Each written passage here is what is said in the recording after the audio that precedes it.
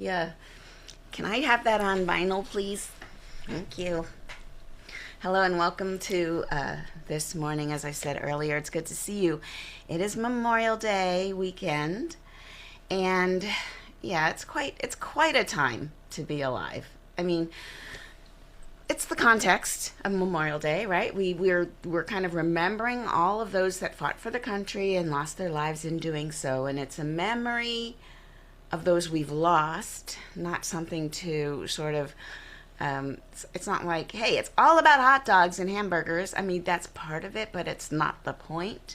And I suppose that there's a shared feeling though happening at the same time that we look back and we remember of those who what do they say? They gave the biggest sacrifice.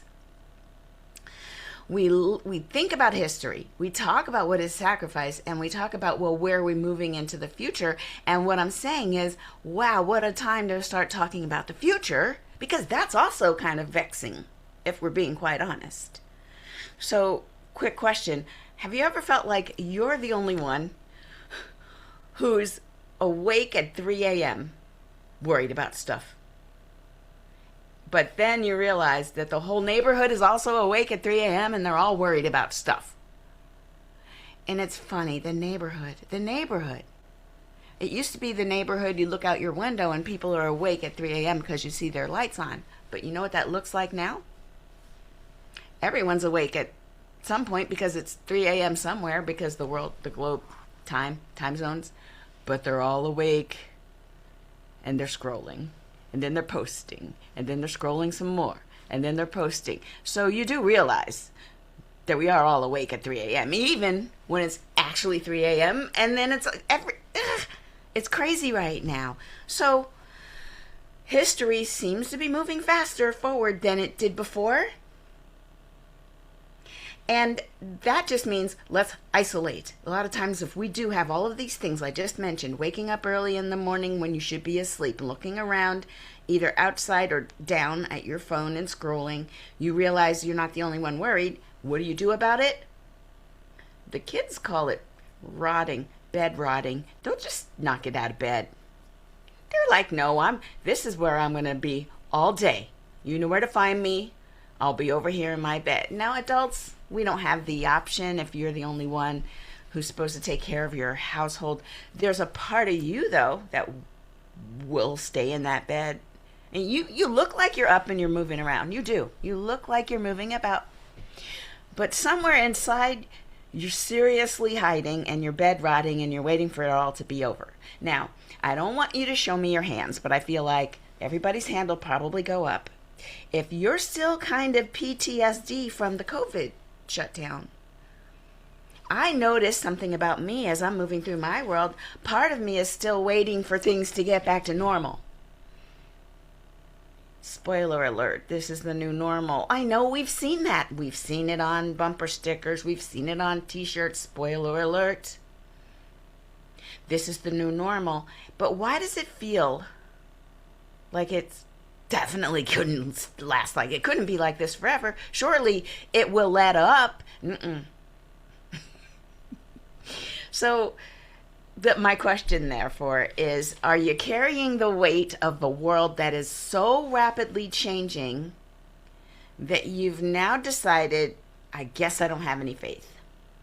I guess I don't have faith because I've kind of given up. Is that so?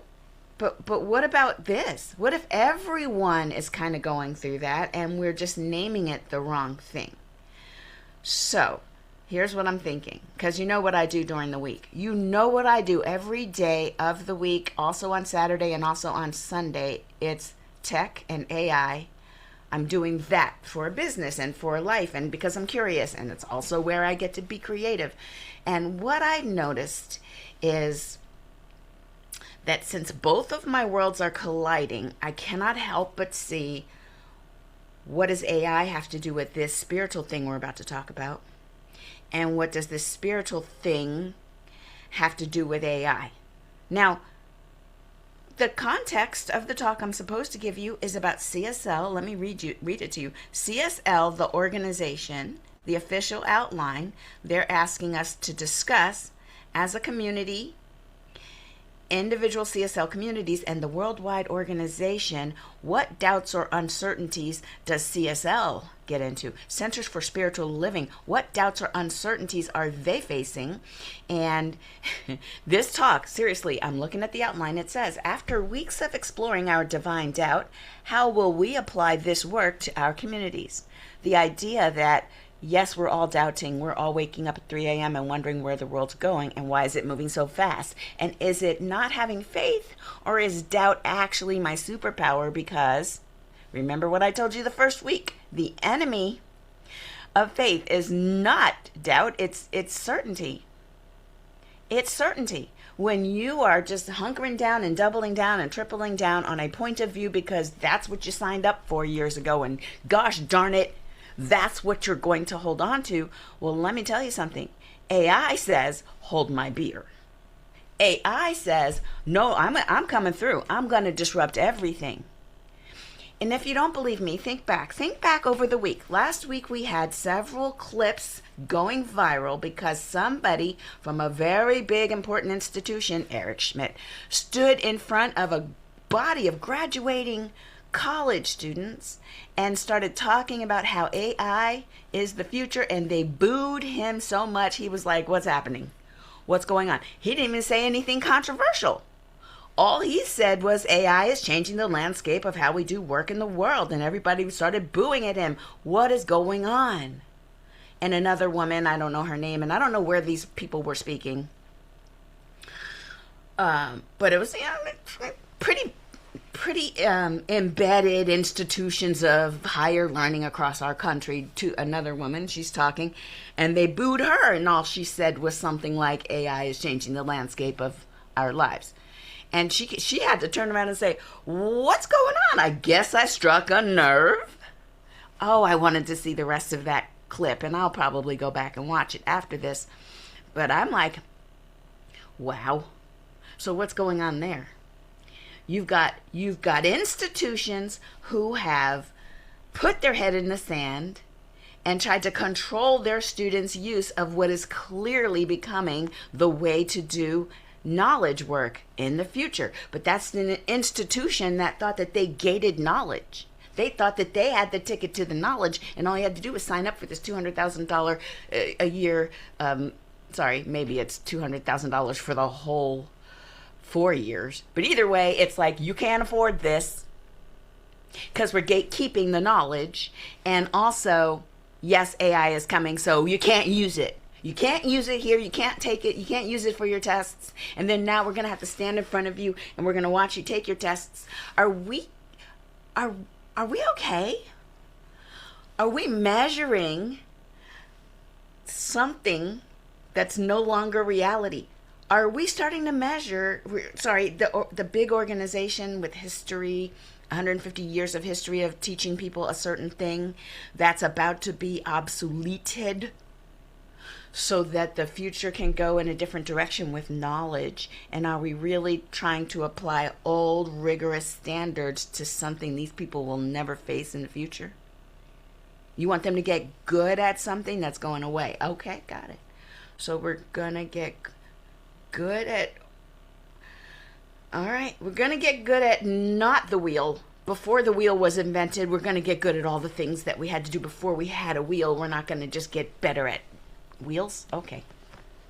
This is why everybody's uncomfortable. Now, what does that have to do with CSL? Well, CSL is an organization. They've been around for 100 years. Ernest Holmes started it in 1920-something. You know the idea. You get it. New Thought was really new 100 years ago. What are we doing now? As an organization, there's a future and it's coming fast and people don't want to see it. So then they put these boundaries around it. You can't do this, you can't do that, and you can't use it this way or that way. But what's really going on is they're just holding on to an old paradigm that's begging for us to get on the new way of doing it. The new it's the caterpillar melting down into a butterfly and fighting every single cell of that imaginal set of cells inside that little cocoon is it's just fighting itself. And I guess that's what we have to understand, that that's what we're in, and that's what it feels like when you're in the middle of a huge change like this, and you're feeling the resistance. And what does it look like out there? It looks like waking up at 3 a.m. and doom scrolling. Now, we add to the top of it some other stuff like, oh, there's certain people in power and there's certain civil liberties that we took for granted, and they're like trying to take them back. All of that is also happening. You talk about destabilization. Where does one find one's stability? Oh, I'm so glad you asked, because that's what the talk is about. The communal uncertainty that we're in right now. The name of the talk is Communal Uncertainty.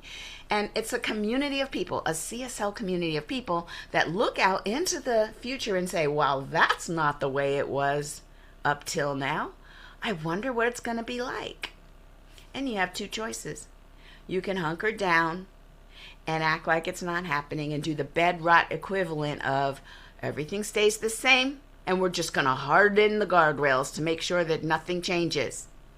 Or you could say, well, guys, well, maybe in a world of AI where that uncertainty is boundless, like the uncertainty is on steroids over here, maybe what we do is we realize that in a world of artificial intelligence and artificial ways of doing things, there's no better time to be human. There's no better time to be authentic.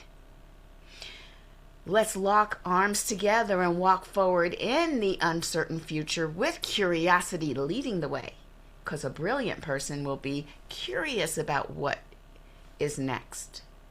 Instead of holding on with white knuckles to what is leaving, we become curious about what's next. And let me tell you what a curious person already has. They have the comfort of knowing they're going to be okay. There's a spiritual confidence that we're going to cultivate together. This is what I want for this small community that is CSL Leesburg. I want this for our bigger community that is CSL Global. Because I feel like there's going to be a bunch of people running around like zombie apocalypse, running from the zombies, but they don't know where they're going. I feel like everyone's going to have that emotional, and then what if we were that example of a center? Like each one of us is a center, consciousness, a center. What if our conscious center was already clear that we're okay? We're okay. We're held in the arms of the divine. It loves us. It holds us. We are being nurtured. We are living the world that we dream about. We are living the world we intend with our thoughts. We're using all the principles of science of mind to navigate this new landscape. I feel like it's a map that was given to us those 100 and something years ago. There was a map. The only problem with that type of map is that you can't get all caught up in the landscape that you expect. That map that they drew us 100 years ago about New Thought, Ancient Wisdom was all about how to find your way in a world that's changing. But we probably shouldn't rely on the landmarks that were on that map because, my friends, we are in a whole different world. Now, I said a lot. Let me break it down. Let's talk about it. Imagine a flock of birds, right? They're flying in a direction. Maybe it's south for the winter. Sure, let's do that. Now, have they done that before? I would say, yeah, they've done it before. Have they done it for hundreds of years? Possibly, yes. They've done it for hundreds of years. So, what if this flock of birds has been taking the same migratory path from point A to point B for, let's go, thousands of generations until one day, all the landmarks that they used to use to help them find their way, well, those disappeared for whatever reason. What are they going to do?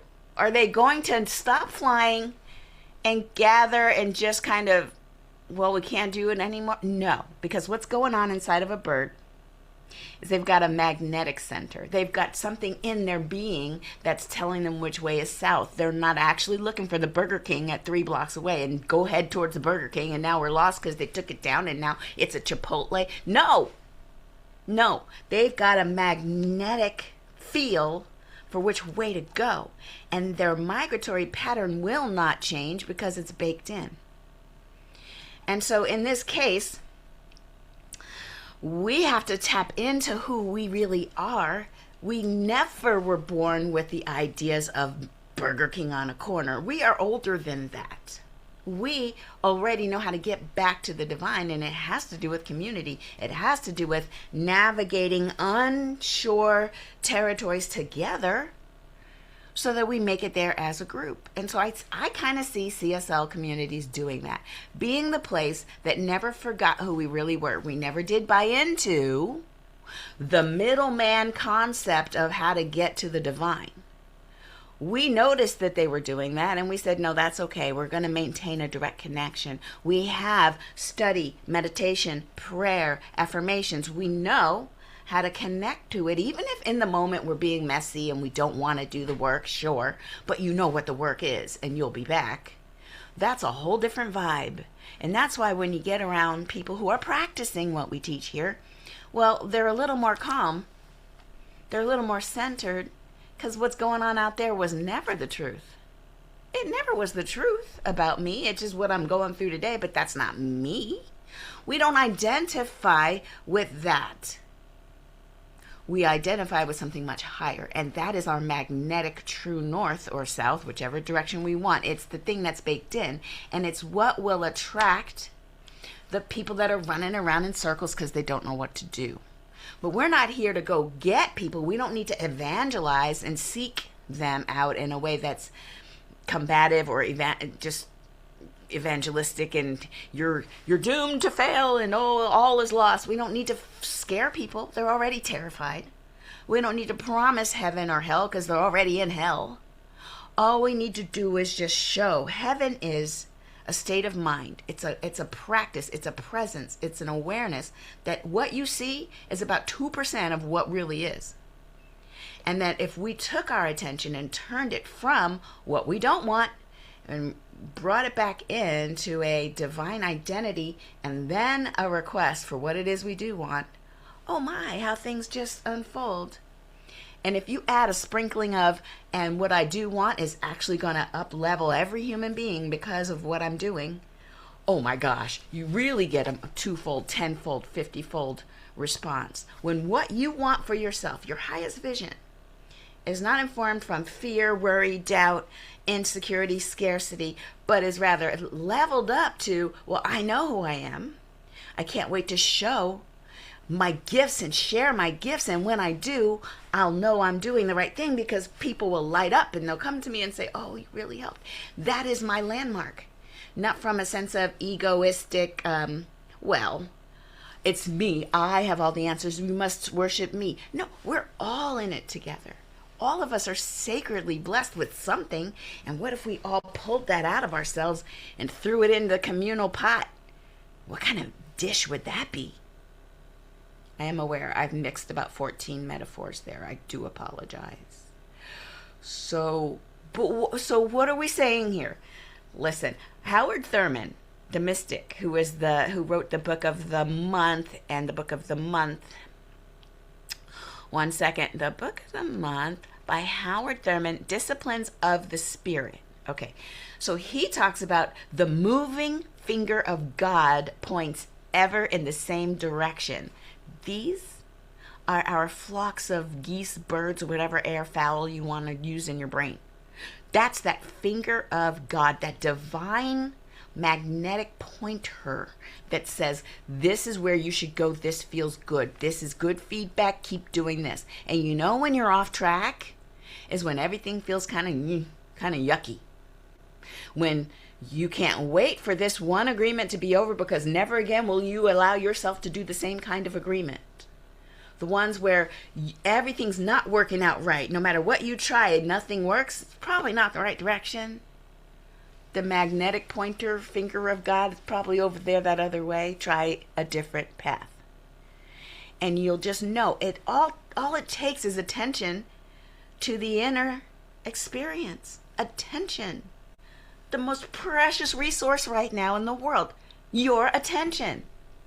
So these tech companies, sure, they're building AI, and sure, they're building things that might obsolete traditional ways of doing things, and sure, they get paid by your attention. And does that have to be a bad thing? Perhaps the problem is trying to assign good and bad to things that just are. And then because that's the way the world is, how about we link up, link arms, look at what is. And yeah, it's changing really fast. I'm not gonna lie. It's changing super fast. But that doesn't mean that we can't navigate that path. As long as we do not seek to hold on to that which is leaving, old paradigms fading away, as long as we allow ourselves to remain curious from a sense of okayness, a sense of security, a sense of divine right action, doing all of our movements with curiosity, moving us forward from a seat of comfortability. There's a word I'm looking for, and I already wrote it down. I just get in the moment and I forget what I've written. So the idea is to sit from your seat of awareness of who you are, with curiosity driving the way, taking you in a direction that will navigate changing waters, as long as you keep moving. And that the worst thing you could do is sit back and rot because you don't like where things are going. Spoiler alert, things are going to keep going without you. It's not like you not embracing AI is going to stop AI. I mean, I'm just hearing so many different ideas about what could be. And of course, we are now at a point where we can choose what could be. We are participants in this great inflection. So if we stay in bed and rot, we don't participate. We just get dragged along like cans on the back of a just married car. Just dragged along, making a lot of noise, but have no choice about it. Or we get to decide to be that front thing, that little figure on the front of the car that looks like it's leaning into the future. We get to choose to be that. What if we could be on that edge, looking and deciding what it is we do want, and then influencing what gets decided on? Because the series has not yet been written. It's like a George R.R. Martin novel. It's not finished. It's not written. We get to decide what it's going to be. And where will we decide from? A sense of curiosity. And yes, you're okay to doubt. It's fine to doubt. Because certainty, when we try to guide it the way we want it to go, or are we going to lead with our curiosity, which it's the spirit of the divine pointing us in the direction that we're interested in going, using our positive approach, our joy, our enthusiasm, our givingness, our love. People are attracted to that. It's not I think, but it's I feel we should do this. I'm being guided this way. Let's go out of curiosity, from a seat of safety. Curiosity pushing us forward, and faith is definitely faith in what you are curious about. So I hope that all of CSL hears this. Just don't be scared. Let's go. All right. Let me look at the chat to see if anybody has any comments. All right. So let's do a prayer, and then I will release you to the rest of your wonderful or Memorial weekend. So as we go within, and we know that there's only one power, one presence, one energy that is life itself. It animates all of us, big and small, seen and unseen, moved by the divine energy that is life, that is Mother, Father, God, that is the universal impulse, that is infinite potentiality. Whatever you call this energy, that energy is where we sit right here and right now. In this seat of safe awareness and love, I speak my word for each of us here, that we are purely informed by our own internal connection with the divine, purely, cleanly aware of who we are and why we're here. And if we're not aware, I speak my word that each and every one of us has a purpose, and it is unfolding. It is making itself known to you. I speak my word that this week there will be undeniable signs of this is your purpose, go this way. We'll feel that finger of the divine pointing us toward our next thing. And that the universe, everyone around us, everyone who comes to us, will be giving us feedback on our direction. It will be not even a communicated thing, it'll be felt. I just know that right here, right now, we're unfolding. We are creating a community that provides a safe place to land and a place to be curious and safe and loving and loved, a place to belong, a place to hold each other as we move into uncertain territory. What better place to be than in a community that holds each of us dear, that sees us and loves us? So I speak my word for this community, CSL Leesburg, and the bigger community, Centers for Spiritual Living, and any community that seeks to elevate the individual human so that they understand who they really are, and that encourages them to lean into who they are and be unapologetically themselves and go directly to the divine for everything. That is who I know that we are becoming. And I'm open to however it happens. And in my heart, I also allow for everything else that appears not to be so, because even that is God itself. And so with a loving heart, an open mind, and an excitement about the future, I simply release my words into the law, knowing that they're already manifesting. They're already happening. And so I just let it be, and so it is. Amen. Ashe.